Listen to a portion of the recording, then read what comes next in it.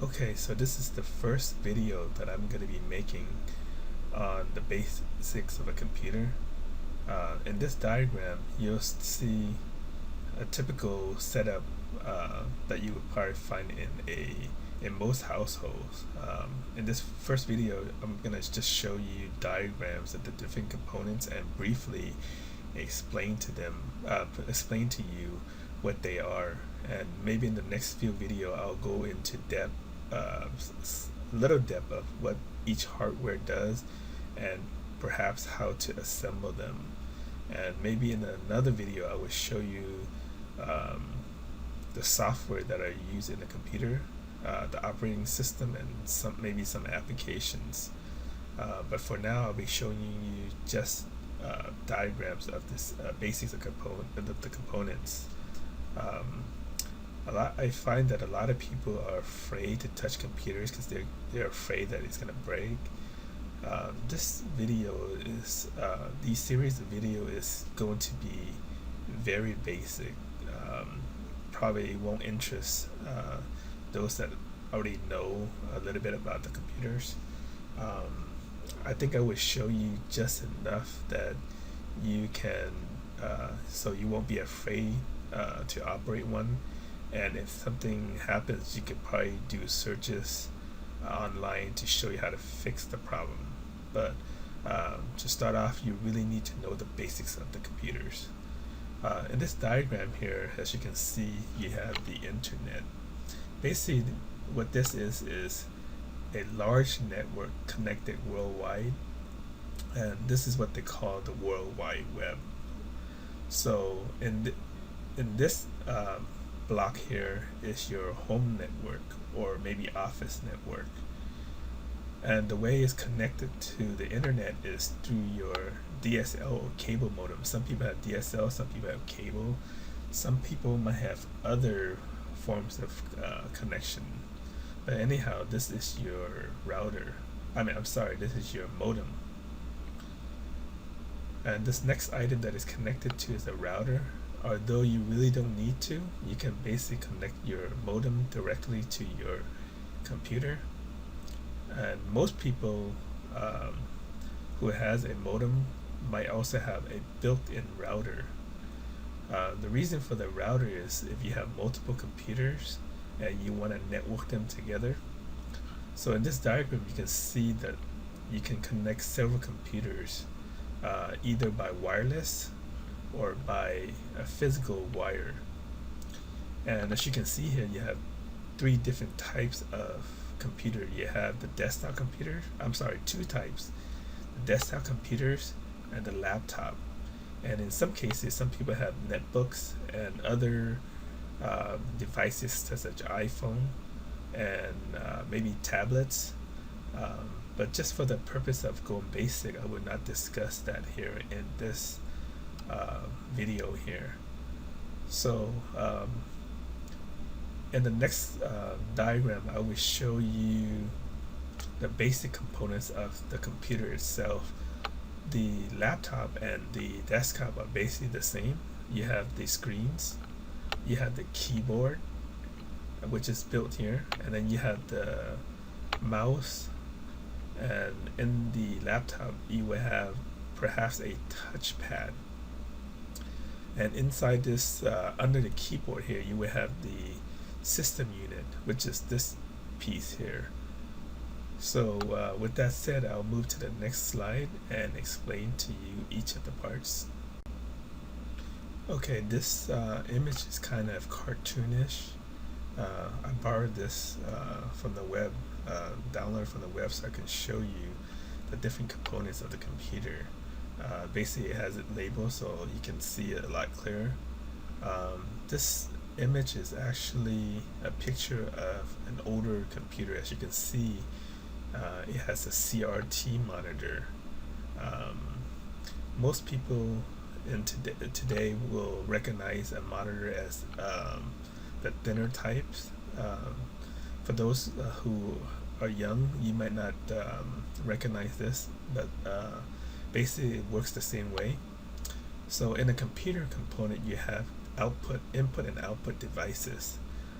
The output devices is the monitor, which displays your image, your speaker, which provide the sound, and then you also have input devices, which includes the mic, which records the sound, the keyboard, which takes your command, and also your mouse, which also takes your command, whether it's a click or a series of control keys. And then finally, you have your main unit, which is called your system unit. And later on, we will go in depth of what's inside a system unit. That is your main computer. Okay, the reason why I'm showing you the monitors again is because I'm going to go over each component and tell you a little important facts about each of the component. First off, you have the monitor. This is called the CRT monitor. It stands for cathode ray tube. Basically, it works the same as your LCD type monitor. Okay, now here is your modern type of monitor that most people will find in your home.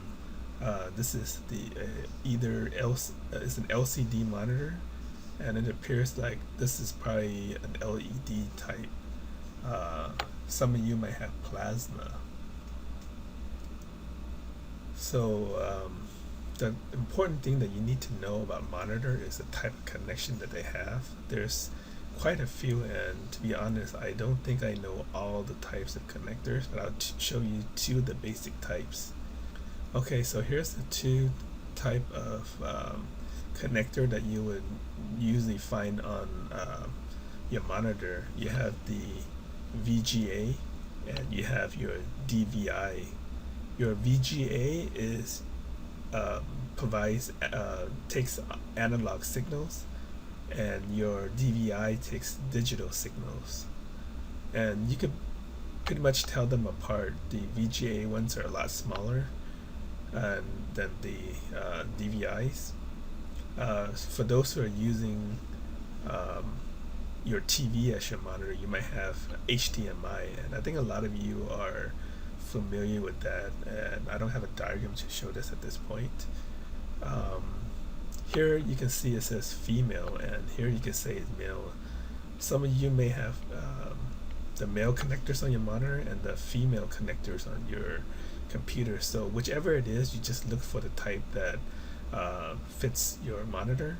On this left side here, you have the adapter. Just in case you don't have the right one, you can use adapters to change it. So for example, this one is actually a VGA or DVI connector, I believe. As you can see, the larger end and the smaller end. But you also have VGA and VGA. So basically, you can recognize the male from the female. Connector is the female usually have holes where you stick the male connectors to, and with the male one is usually pins. If you see pins on your connector, you have a male connector. If you don't see the pin, they're the female connectors. So these are the few main things you need to know about monitors. Basically, the type of monitor and the type of connector that it uses. Okay, moving along, I'm going to show you the type of connectors that the keyboard and the mouse uses. In the past, the keyboard uses what they call PS1 connectors, and this connector here is called PS2 connectors. And with the more modern one, you usually most likely going to have USB type connectors. These are basically adapters, just in case you're still using old computers. So if you still want to use your old PS2 keyboard, and you bought a new computer that only has USB connectors, then you would have to use this adapter. And in some cases, if you have an old computer and you bought a new keyboard, you can use what they call USB to PS2 connectors. So this this is a little bit of what you need to know for the keyboards. Don't worry about it too much. You should be able to recognize these when you see it. And here's another connector that I mentioned earlier, the USB to PS2. If you're buying all new parts now, most likely it's going to be USB, and you don't have to worry about having an adapter. You only need the adapter is if you're combining old hardware with new hardware. Okay, here's one thing that I didn't mention before, is the printer. It wasn't in the diagram, but a printer is another output device that allow you to print print images or documents from your computer. And here's the two types of connectors. The parallel type, this is the older type of connection. You probably won't find any more of this type of connection on your computer anymore, but some people still use this type of a printer that has this type of connectors, and they probably have adapters to it. The newer ones that you have are the USB types, and this is very popular. I'm pretty sure a lot of people already know this, will recognize these type of connection. Okay, what you're seeing here is the what they call RJ45 connectors that allow you to connect your computer to your router. Here's a portion of a router, image of a portion of a router, and basically the RJ45 is similar to your phone jack connector that you have. It's just a lot bigger, so if you place them next to each other, your phone jack will probably be maybe half the size of it. You'll be able to recognize it. I think most people use this wireless connection now, so but I know some people do still use Ethernet type of connection, so it's just good to know. This is why I'm showing you this image here. Okay, so I just thought I showed this one as well. I'll be showing you a real board, but this one is probably in between an older and a modern board. It has a lot of the components in here, so this is the reason why this might be good to show you. The main thing that I wanted to point out is the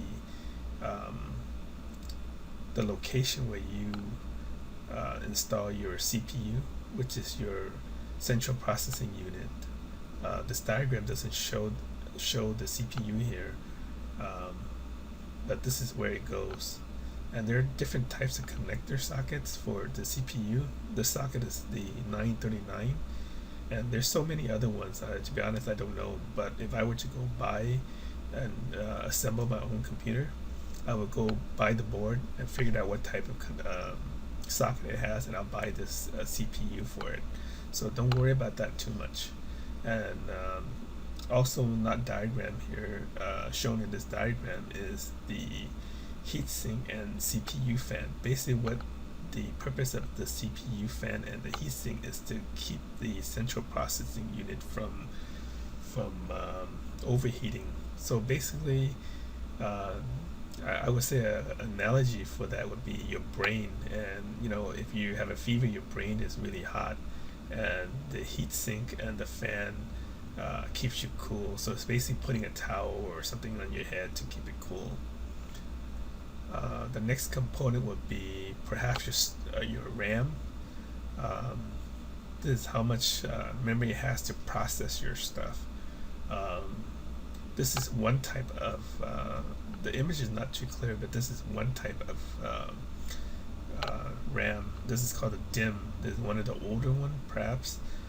You might have other types. This is probably another type over here, but I don't see it listing.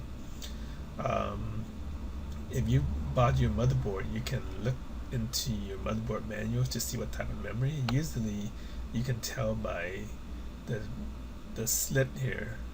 Some memory has 2 slits, some has 1, and some has a different location. This way you won't actually put in the wrong type of memory. So not to worry about that too much. I'll go into details later. At this point, just recognize this is where your memory goes.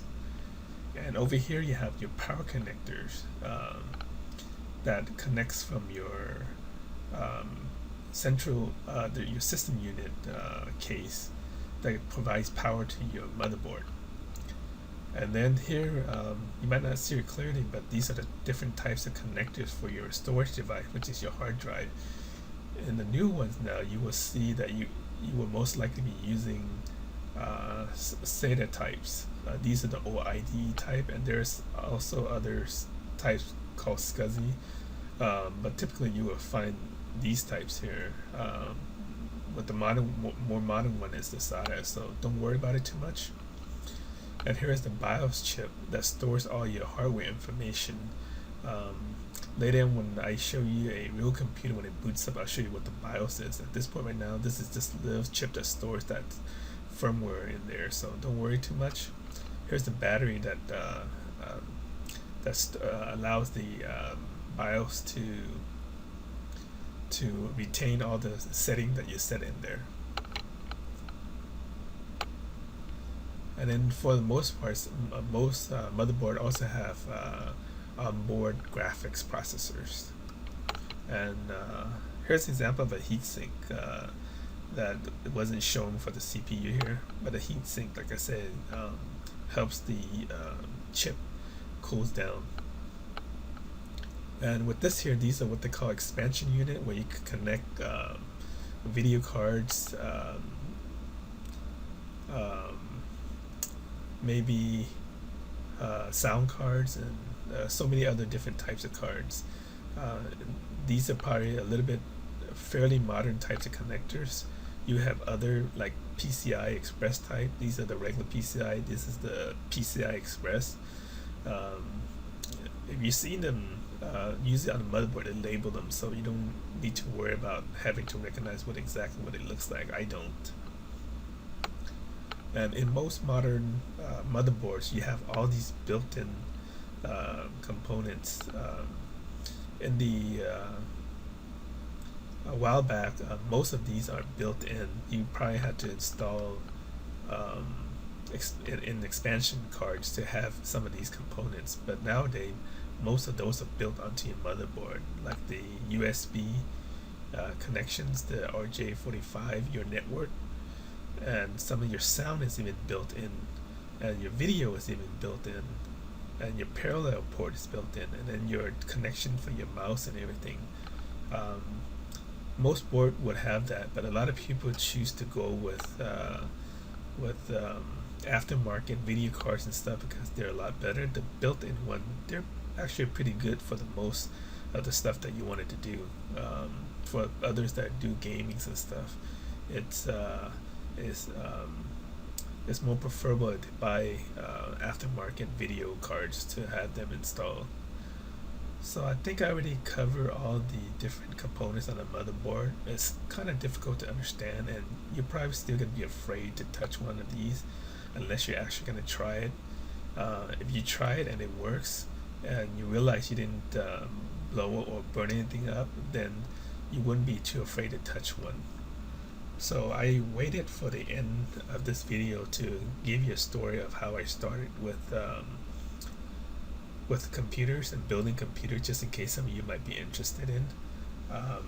Back in the early 90s, that's when building computers started, I believe, at least for me.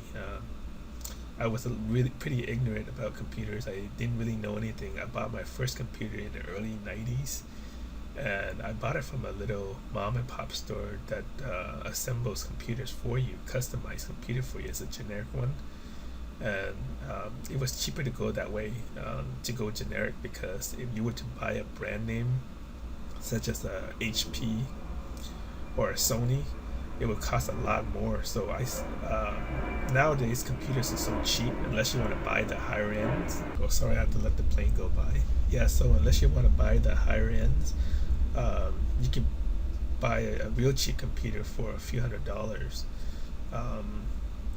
Back in the 90s, if you wanted to buy just a basic computer, it would cost you easily over $2,000, and that's the generic brands. If you buy the good brand ones, it would cost you a lot more. The second computer I bought was actually a laptop, and it was also generic, and I paid $3,300 at the time. But if I were to buy a brand name which is Sony or Toshiba, it would have cost me about 6 grand. And even then, it was considered cheap because um, fast forward about maybe 5 or 10 years before that, if you were to buy a computer, which is very basic, back then it was the 286, the 386, and the 486, it would cost you probably $8,000 for a computer. So I bought this computer from a guy who assembles computers, and 3 months after I got it, the computer broke, and I brought it back to the shop. Uh, I don't remember what the warranty period were, but I brought it back within the warranty, and the guy upset me because he told me that even though it's under warranty, you can't just take it out and hammer it with a hammer. And the reason why he said that was when he opened it up, there was a loose screw inside the system unit, and he told me that he was accusing me of taking the computer apart and breaking it. And at that time, I really don't know what was the error. I was working on a paper for my class, and also and I finished it. And then I think it was 3 in the morning, and then I woke up the next morning to print it because back then I was using a dot matrix. Some of you might not know what type of printer that is. It's really loud, and even the fact that I got the extremely quiet type, it was loud. So I didn't want to wake my family up, so I printed. I waited for the next morning to print out my document, and I turned the computer on, and it was dead. I had nothing. I didn't know what's going on, and I didn't get credit for my assignment because it was late. And I brought it back to the store, and I was to say for the guy to tell me that, I was very upset. So for that day, I told myself I gotta learn. I can't be this ignorant anymore. So that's how I got into learning the basics of computer. And back then, I think it was a lot harder because a lot of the components were plug and play, and there were a lot of dip switch settings on the boards and on the interface components. So it was a lot more difficult. Nowadays, it's a lot more plug and play, so you really shouldn't be afraid of it. And that's how I got into building computers. And it was much harder to start back then because computers were so expensive. Now, if you really want to learn about computers, just go on Craigslist or maybe even on eBay and buy a used computer for about maybe sometime even $10 or $20 to $30. And then some people might even give you, if you look in the free section, someone might even give you a free computer. It might not be modern, but you can gather all the components and practice how to build one and understand how each part of it works. You don't need to be afraid of breaking something that just costs $20. Whereas for myself back then, if I would just break it, it's $3,000, and it wasn't just $3,000. It was $3,000 back in those days was a lot of money. Um, so yeah, so you really want to learn about computer, just buy a used computer or get it free from someone who just want to clear out their garage, and put one together and build it yourself. This way you won't be afraid. You take things apart, and I'll show you how you can do it. So if you follow along in the next few videos, you'll know how to do it. Alright, see you in the next few videos.